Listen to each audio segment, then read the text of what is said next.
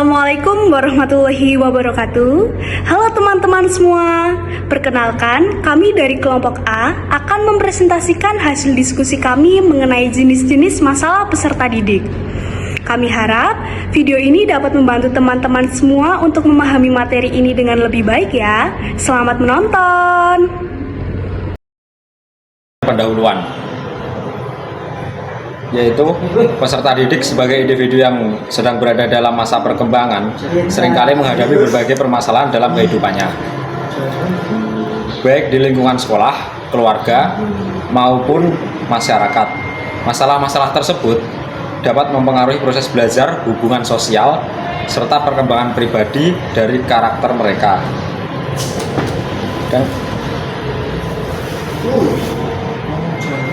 Dan hal tersebut juga dapat berpengaruh pada karir mereka yang berada di masa depan. Melalui layanan bimbingan dan konseling, guru BK berperan penting dalam membantu peserta didik mengenali, memahami, dan mengatasi masalah yang dihadapi oleh peserta didik. Bimbingan dan konseling bertujuan membantu peserta didik mengatasi masalah yang menghambat perkembangan mereka.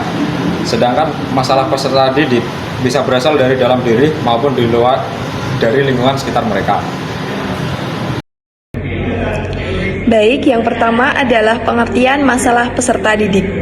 Masalah peserta didik merujuk pada berbagai kesulitan yang dihadapi siswa dalam proses belajar. Ini bisa mencakup kesulitan memahami materi pelajaran, masalah emosional seperti kecemasan atau stres, kesulitan dalam berinteraksi sosial dengan teman sebaya, serta faktor seperti kondisi keluarga dan ekonomi yang tidak mendukung. Selain itu, dalam konteks pembelajaran daring, masalah akses terhadap teknologi juga menjadi tantangan. Semua masalah ini dapat mempengaruhi kemampuan siswa untuk belajar dan berkembang dengan baik. Identifikasi dan penanganan masalah ini sangat penting untuk mendukung keberhasilan pendidikan siswa. Terdapat beberapa indikator yang dapat menyebabkan munculnya masalah dalam proses pembelajaran di sekolah. Indikator-indikator tersebut meliputi prasyarat penguasaan materi pelajaran, keterampilan belajar, sarana belajar, lingkungan belajar, dan aspek sosioemosional siswa yang dapat disingkat sebagai PTSDL. Baik, selanjutnya ada jenis-jenis masalah peserta didik. Masalah peserta didik merupakan suatu kondisi yang dapat menghambat perkembangan optimal dalam berbagai aspek siswa, baik secara akademik, sosial, emosional, maupun pribadi. Masalah ini bisa timbul akibat tekanan dari dalam diri peserta didik, maupun dari lingkungan sekitarnya, termasuk keluarga, sekolah, dan masyarakat. Pentingnya bagi seorang guru bimbingan dan konseling atau BK untuk memahami jenis-jenis masalah yang kerap dialami oleh peserta didik ini agar dapat memberikan bantuan yang sesuai dengan kebutuhan mereka. Beberapa kategori masalah yang sering dihadapi peserta didik, yang pertama ada masalah pribadi. Masalah pribadi adalah permasalahan yang berkaitan dengan psikologis dan emosional dalam diri peserta didik. Contohnya ada rendah diri, kecemasan, stres, dan kesepian. Nah, adanya masalah pribadi dapat menghambat semangat belajar, konsentrasi, dan kesehatan mental secara umum. Penanganannya perlu pendekatan psikologis yang empatik, dan bila diperlukan dapat melibatkan profesional seperti psikolog atau konselor. Yang kedua ada masalah sosial. Masalah sosial berkaitan dengan kemampuan peserta didik dalam berinteraksi dan menjalin hubungan sosial dengan orang lain. Adapun contoh dari masalah sosial yaitu ada sulit bergaul, konflik dengan teman, perundungan atau bullying, dan kurangnya empati. Masalah sosial ini tidak hanya berdampak pada kesejahteraan emosional, tetapi juga pada pencapaian akademik. Lingkungan sosial yang sangat sehat penting bagi pertumbuhan kepribadian dan rasa percaya diri peserta didik.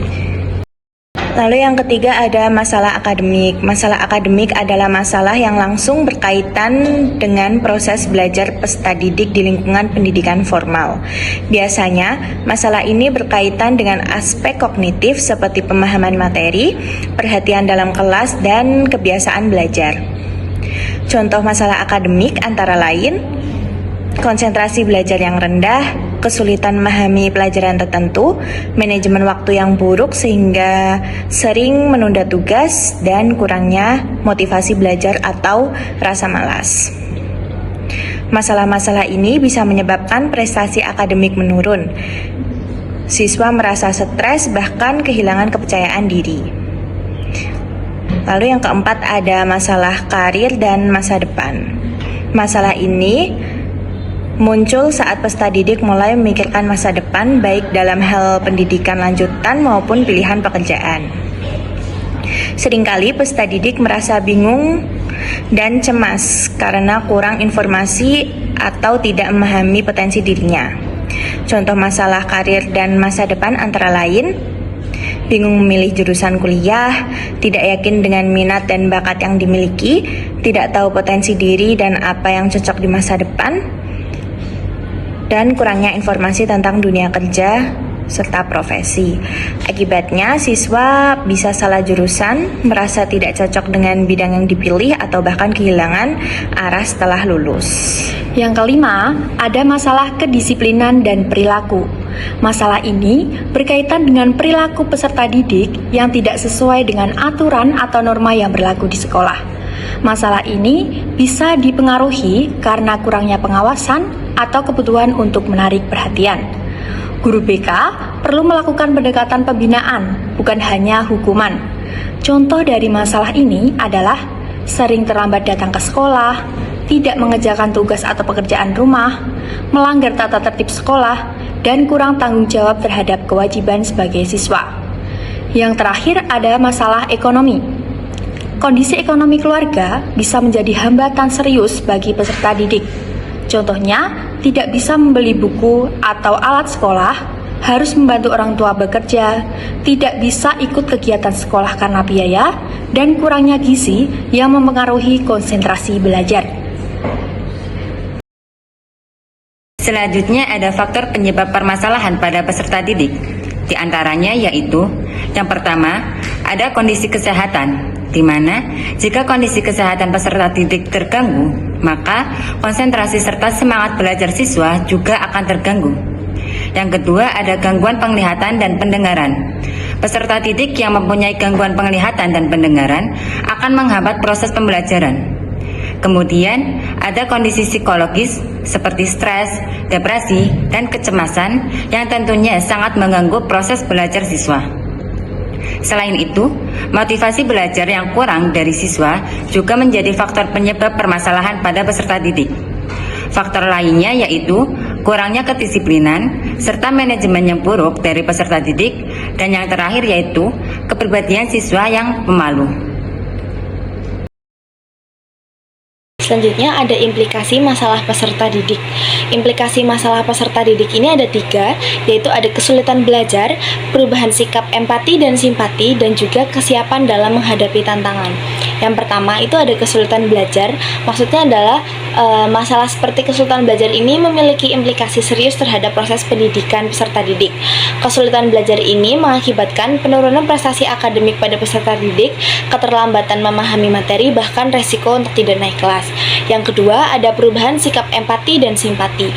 Maksudnya adalah perubahan sikap peserta didik yang cenderung lebih egois dan kurangnya kepekaan sosial yang menyebabkan peserta didik ini tidak peka terhadap perasaan orang lain, entah itu sesama teman atau kepada warga sekolah yang lainnya. Lalu ada sikap egois ini juga membuat peserta didik mengalami kesulitan bekerja sama dan juga berempati terhadap orang lain. Yang ketiga, itu ada kesiapan dalam menghadapi tantangan. Maksudnya adalah implikasi ini merupakan implikasi yang terjadi apabila jangka panjang. Peserta didik ini diharuskan siap dengan adanya tantangan di luar dunia pendidikan, seperti munculnya konflik batin dan juga kesulitan emosional. Oke, yang terakhir adalah upaya penanganan masalah. Upaya penanganan masalah siswa adalah bagian penting dari bimbingan dan konseling dalam mengembangkan karakter siswa di sekolah, yang memerlukan manajemen BK yang efisien. Strategi untuk menangani permasalahan dapat mencakup penyediaan layanan BK yang beragam seperti orientasi, informasi, konseling, pendekatan langsung kepada siswa secara individu maupun kelompok, serta kerjasama yang erat antara BK dengan guru dan wali kelas. Selain itu, pendidikan karakter diintegrasikan melalui kebiasaan dan intervensi dengan fokus pada nilai-nilai seperti disiplin dan religiusitas yang didukung oleh aktivitas ekstrakurikuler. Penilaian efektivitas penanganan isu dilakukan melalui laporan kualitatif dan kuantitatif. Dengan dukungan dari faktor-faktor seperti pemahaman komunitas akademik mengenai BK dan fasilitas yang memadai, walaupun ada tantangan seperti kekurangan sumber daya manusia, kolaborasi antar pengajar menjadi sangat penting.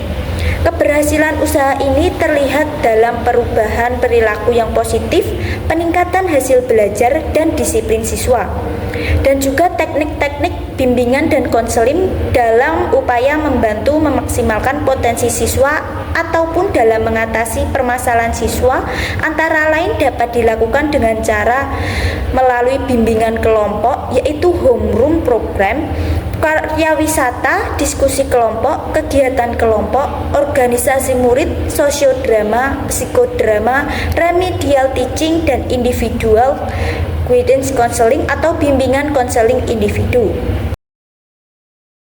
Berdasarkan materi yang telah disampaikan, dapat disimpulkan bahwa setiap peserta didik memiliki latar belakang, tantangan, maupun masalah yang berbeda dalam proses pendidikannya yang disebabkan oleh beberapa faktor. Jika tidak ditangani dengan baik, maka dapat menghambat perkembangan peserta didik baik secara akademis, sosial, maupun emosional. Oleh karena itu, kehadiran layanan bimbingan dan konseling di sekolah menjadi hal yang sangat penting sebagai wadah untuk membantu peserta didik mengenali, memahami, serta mengatasi persoalan yang mereka alami. Demikian presentasi dari kelompok kami mengenai jenis-jenis masalah peserta didik. Kami memohon maaf apabila masih terdapat kekurangan dalam penyampaian materi. Terima kasih sudah menyimak dengan sangat baik. Wassalamualaikum warahmatullahi wabarakatuh.